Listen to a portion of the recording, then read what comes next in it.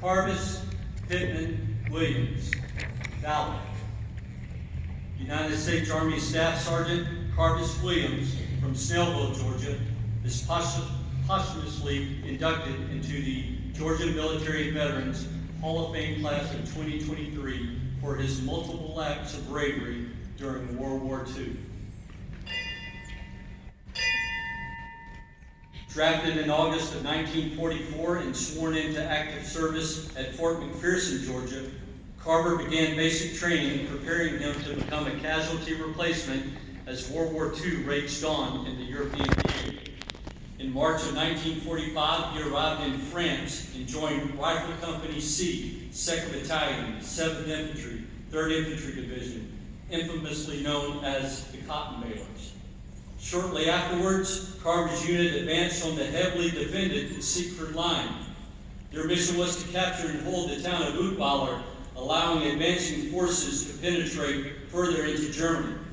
Meeting intense resistance by German forces, his unit suffered many losses, but after 2 days of point-blank range combat, the Siegfried Line was ultimately breached. The Cotton Balers, pursuit of German forces, carried on toward the city of Nuremberg, which they captured on 20 April 1945 after days of door-to-door close-range fighting.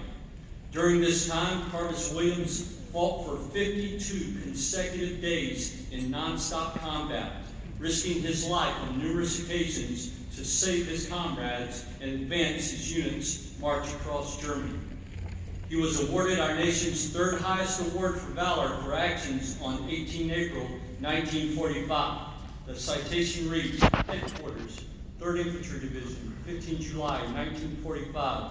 Award of the Silver Star, Carvis P. Williams, Private First Class Infantry, Company G, 7th Infantry Regiment.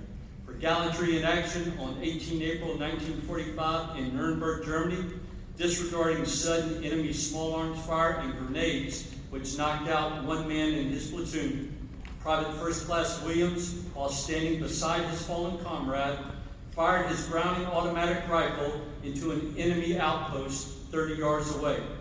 Despite a barrage of enemy fire that barely missed him, he remained exposed, firing 2 magazines into the position, killing one German soldier, wounding another, silencing a machine gun position, and enabling another soldier to pull the fallen comrade to a secure position. Private First Class Williams continued to fire until he was ordered to rejoin his squad. After the war, he returned home to Gwinnett County, Georgia, and was honorably discharged as a staff sergeant on 17 April 1946. For the balance of his life, he served his community in a variety of leadership positions and regained his childhood passion for farming until his death in 1984.